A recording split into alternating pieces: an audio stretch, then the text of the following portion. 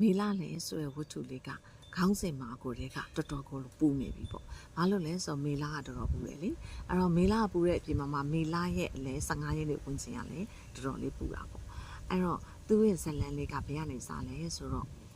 ့ကြောက်ခင်းလမ်းမကြီးပေါ့။ရက်ွက်ထက်ကကြောက်ခင်းလမ်းမကြီးတစ်ခုမှာအဲ့လိုမွန်းတက်12နာရီလောက်ရှိတဲ့အချိန်မှာကားတစ်စီးဖြတ်သွား။ကားတစ်စီးဖြတ်သွားတော့ကားပေါ်ကနေပြီးတော့ပန်းဟိုးလေးတစ်လုံးကပြုတ်ကျသွားတယ်။သူကပန်းဟိုးလေးတင်လာတဲ့ကောင်ပန်းဟိုးလေးကပြုတ်ကျသွားတဲ့အချိန်မှာ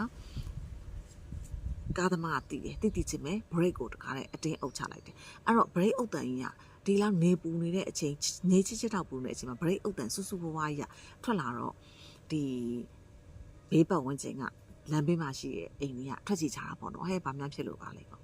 ့အဲ့တော့သူကဖြစ်တာကဘန်းဟိုးလေးကပြုတ်ကျသွားတယ်အကတ်တရလမ်းမှာအစိတ်စိတ်မောင်မာလေးဖြစ်ပြီးတော့အဲ့မှာရှိတဲ့ရွက်လာပင်လေးကလည်းတစားစီဖြစ်သွားတာပေါ့နော်အပြင်ကိုထွက်ကြသွားတာပေါ့အဲ့ချိန်မှာစပြားခေါင်းကဆင်းလာတယ်ဆင်းလာတော့ break ကိုချက်ချင်းအုပ်လိုက်ပြီမယ်ကားကပန်းဟိုးထက်တော့နည်းနည်းဝေးနေတော့သူကလည်းသွားမကောက်ချင်တော့အဲ့တော့မကောက်တော့ဘူးပေါ့နော်ဘာပန်းဟိုးလဲဆိုတော့ရွက်လာပန်းပေါ့သူဆရာကိုပြန်ပြောတာပေါ့ကြီးလားသေးလားဆိုတော့သေးတယ်ဆိုတော့ကဲအဲ့ဆိုမကောက်တော့နဲ့ကွာဆိုပြီးသူလည်းမောင်းပြီးတော့ထွက်သွားကြတာပေါ့အဲ့ချိန်မှာပန်းဟိုးလေးကကားကလည်းမောင်းထွက်သွားပြီပန်းဟိုးကလည်းဒီလမ်းလေခေါင်းကြီးမှာအစိတ်စိတ်မောင်မာနဲ့ရွက်လာပင်လေးကဒီတိုင်းပဲကြံခဲ့ပြီအဲ့ချိန်မှာလူတွေအကုန်လုံးကလေအဲ့ပန်းဟိုးလေးကိုဝိုင်းကြည့်နေကြတာလမ်းဘေးတစ်ဖက်တစ်ချက်အဲ့မှာဆရာကသူရေးထားတဲ့ဒီဝတ္ထုတွေကဆက်လိုက်ပေါ့မောင်ညိုမိုင်းဆွဲဆက်လိုက်ကသူ့အိမ်ကကြတော့ပန်းဟိုးနဲ့တော်တော်ဝေးတယ်နော်တော်တော်ခိုက်တရလာဝေးတယ်သူကလည်းထွက်ကြည့်နေတယ်ပန်းဟိုးကသူ့အိမ်နဲ့ဆိုတော်တော်လေးလှမ်းတယ်အဲ့တော့အကုန်လုံးကလည်းဝိုင်းကြည့်နေတဲ့အချိန်မှာဘယ်သူမှလည်းထွက်မကောက်ကြအောင်ထွက်မကောက်တော့နောက်ဆုံးဘယ်သူမှမကောက်ဘူးလို့တေချာတော့တဲ့အချိန်ကျတော့သူထွက်လာအောင်နေပူတော်တွေကိုထွက်လာရဆိုတာအပြေးလွှားလာကောက်တာမဟုတ်ဘူးအေးစစ်စစ်ပဲလူပြီးကောက်တဲ့ပုံစံမျိုးလည်းမဟုတ်ဘူးဘယ်သူမှမကောက်တော့တဲ့အချိန်ကျမှသူသွားပြီးတော့ပန်းအုံးလေးကိုကောက်ကောက်ပြီးတော့သူနေပူတော်ထဲမှာပေါ့ပြက်လာပင်လေးကိုကာပြီးပြန်လာတယ်အဲ့ချိန်မှာခြေလန်း5လမ်းလောက်ပဲရှိသေးတယ်ပြဿနာအစားတာအမအန်ဒီတယောက်ကသူမောင်ညိုမိုင်းရဲ့အဲ့အပင်နဲ့အန်တီကိုပေးပါလားဆိုလဲဆိုဟင်းနဲ့ကျွန်တော်လိုချင်လို့သွားကောက်ထားတာတဲ့မပေးနိုင်ပါဘူးတဲ့ဆိုပြီးတော့သူကအဲ့လိုပြောလိုက်တော့ဒေါ်ကြီးလည်းစိတ်ဆိုးသွားတာပေါ့အားနဲ့တခါခြေလန်း5လမ်းလျှောက်တဲ့အချိန်မှာတခါ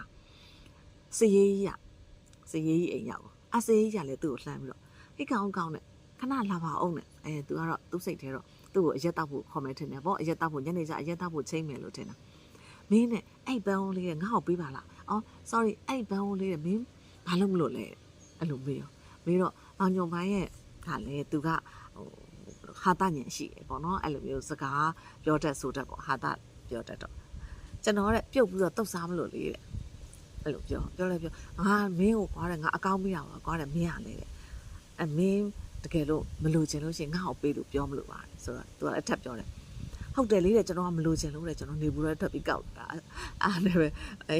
စိတ်ဟေးရမိန်းပါတယ်ရှင်ရလဲတဲ့ဒီလိုလူမျိုးနဲ့စကားဖက်ပြောမနေနဲ့ပန်းဟိုးပဲတဲ့ဝယ်လို့ရတယ်ဆိုအဲ့လိုသူဝင်ပြောသူလည်းအဲ့စေးအိမ်ကနေဆက်ပြီးထွက်လာအဲ့လိုထွက်လာတော့တခါခြေလန်း5လမ်းပဲရှိသေးတယ်အဲ့မှာတရုတ်ကြီးရဲ့အိမ်ရှေ့ကိုဖြတ်တော့တရုတ်ကြီးနဲ့မြလွန်းဆန်းတဲ့အဲ့မှာတရုတ်ကြီးကသူ့ဟိကောင်မျိုးမိုင်းနဲ့မင်းရဲ့ပန်းအိုးလေးတဲ့ငါ့ကိုပေးပါလားကွာတဲ့ဆို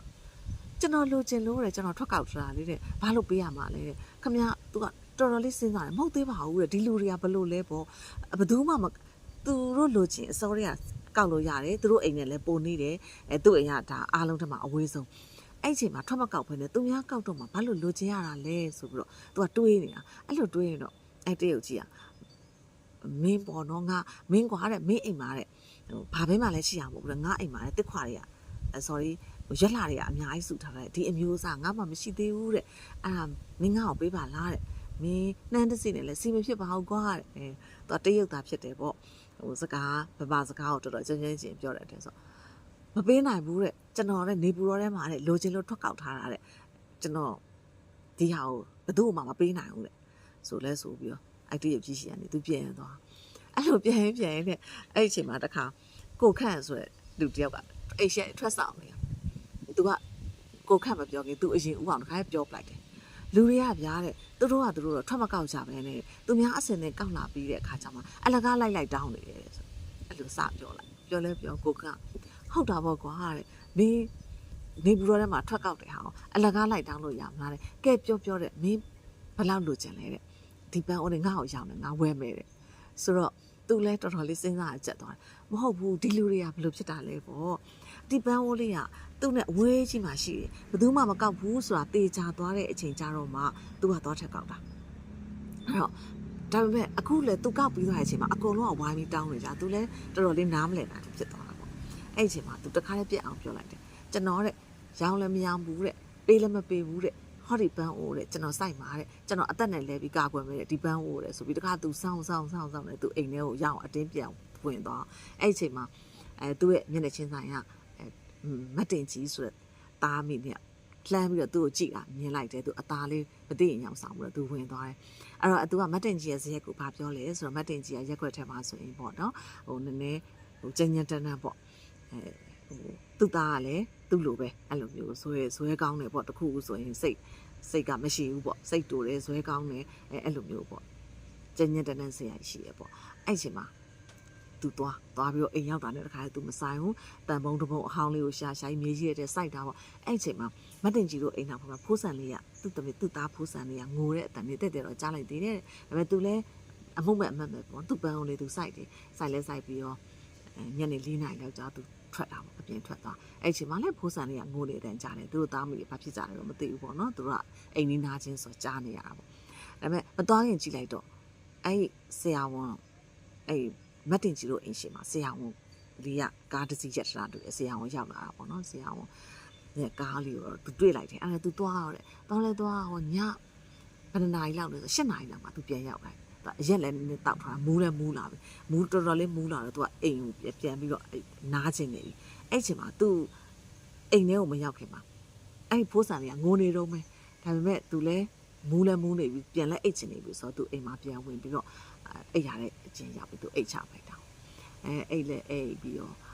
3 နာရီလောက်ကြာတရေနိုးလာရင်တွေကလည်းပူတာပေါ့အရက်တည်းတောက်ထားတော့အဲ့မှာသူရေကို2 ခွက် 3 ခွက်ဆင်ပြီးတောက်ချပလိုက်ပြီးတော့သူအိမ်သားတွေပါသွားပေါ့နော်အဲ့ချိန်မှာဖိုးဆန်လေးကငိုတဲ့တက်တယ်ကိုတော့သူကြားလိုက်တယ်တဲ့ကြားနေသေးတယ်ပေါ့နော်အဲ့အချိန်ထိသူဇွဲကောင်းတယ်ပေါ့ဇွဲကောင်းနဲ့ငိုနေတဲ့ကိုကြားတယ်ဒါပေမဲ့သူခရီးမဆိုင်ဘူးပေါ့နော်သူ့အလုပ်ရှိရသူ့လုပ်သူပြန်ပြီးတော့အိတ်တာပေါ့အဲ့တော့အိမ်နဲ့သူမနေ့က9 နာရီလောက်မှသူနိုးလာတဲ့အချိန်မှာလေဖိုးဆန်လေးကငိုနေတော့မဲ့အဲ့ချိန်မှာသူ့အိမ်ရှိကိုလာပြီးတော့ခေါ်ကြတယ်ကိုပြားဆိုတဲ့စက်ပင်းပြင်သမားကြီးကမောင်ညိုမိုင်းနဲ့ထပါအောင်လဲဆိုဟုတ်ကဲ့ပေါ့သူကအိမ်ရရသူကလည်းထားလာပြီးတကားလေးဖွင့်ပြီးတော့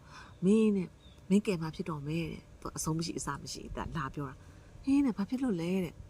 ဟိုမာလေးတဲ့မင်းအတန်မကြောက်လားတဲ့ဖိုးဆန်လေးငိုနေတာတဲ့ဆိုအင်းဟုတ်တယ်ကျွန်တော်ကြားတယ်တဲ့အဲ့ဒါတဲ့ဟိုအခုထက်လေးငိုနေတော့မယ်တဲ့ကျွန်တော်မနေ့ကလည်းကြားတယ်ဟုတ်တယ်တဲ့အဲ့ဒါပြဿနာတက်နေလားတဲ့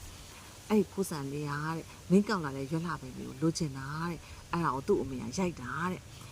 ရိုက်ကောဇွဲကောင်းနဲ့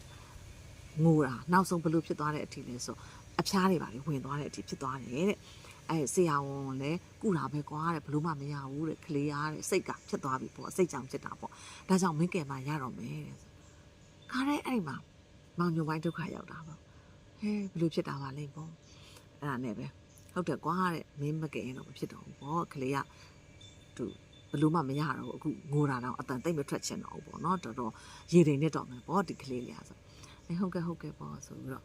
့သူလဲကြပြလေးထားလဲထားပြီးတော့သူ့ရဲ့ရွက်လာပင်လေးကိုယူပြီးတော့သူဖိုးဆန်တို့အိမ်ကိုသွားလိုက်တယ်သွားပြီးတော့ဖိုးဆန်လေးကအတန်တောင်တိတ်မထွက်နိုင်တော့အဲ့ရထဲမှာပက်လက်ကလေးအဲ့မှာဖိုးဆန်လေးဖေးလို့သွားပြီးတော့သားလေးတဲ့ဓမားတဲ့ဦးအားတဲ့သားအတွက်လက်ဆောင်လေးယူလာတယ်တဲ့သားမငိုတော့နဲ့နော်တဲ့ထရေလေးပါလေးတောက်လိုက်အောင်တဲ့ဆိုပြီးတော့ရွက်လာပင်လေးကိုသူလက်ဆောင်သွားပေးလိုက်တယ်အဲ့ချိန်မှာဖိုးဆန်လေးကလည်းအကဲနိုင်တယ်ပေါ့သူ့အမေကလည်းသူ့ကျေးဇူးတင်စကားတွေပဲပြောတယ်ပေါ့ဒါပါတော့အဲ့ဒါနဲ့ပဲသူလည်းအိမ်ကိုပြန်လာခဲ့တယ်အိမ်ပြန်ပြီးတော့ဘက်လက်ကလထိုင်မှာထိုင်ကြပလိုက်တယ်ဟုတ်ပြီဝတ္ထုလေးကအဲ့မှာလေစုံသွားတယ်ဆိုရင်တော့မပြည့်စုံသေးဘူးဝတ္ထုလေးရဲ့အဆုံးသက်ကလေးကိုအကြိုက်ဆုံးအဲ့တော့ဒီဝတ္ထုမှာကျွန်မရဲ့အကြိုက်ဆုံးကနောက်ဆုံးစာကြောင်းကဝတ္ထုလေးရဲ့အသက်လို့ပြောအောင်ပါပေါ့နော်ဒါတော်တော်ကြိုက်တယ်အဲ့တော့ဝတ္ထုလေးရဲ့နောက်ဆုံးစာကြောင်းကဘာလဲဆိုတော့ဒီအတွေ့အကြုံဟာသူ့အတွက်ကိုမောင်ညိုမိုင်းအတွက်ပထမဆုံးအတွေ့အကြုံတော့မဟုတ်ပါဘူးတဲ့ တစ်ချိန်တုန်းကလည်းဒီလိုပဲချစ်သူတယောက်ကိုလက်လွတ်ဆုံးရှုံးခဲ့ရမှုတယ်ဆိုပြီးတော့အဲ့လိုဆက်သိမ်းသွားတယ်ပေါ့ဒါလေးကတော့ဝတ္ထုလေးရဲ့အသက်ပဲပေါ့နော်ကိုကျမရဲ့အမြင်အရဆိုလို့ရှိရင်အဲကြောင့်မလို့ဒီဝတ္ထုလေးကိုရှာပြီးဖတ်ကြည့်ကြပါလို့တိုက်တွန်းလိုက်ပါတယ်နောက်အပတ်တင်မှာလည်းကျမကြိတ်တဲ့ဝတ္ထုလေးတွေအကြောင်းကိုပြောပြသွားပါအောင်မယ်ကျေးဇူးတင်ပါတယ်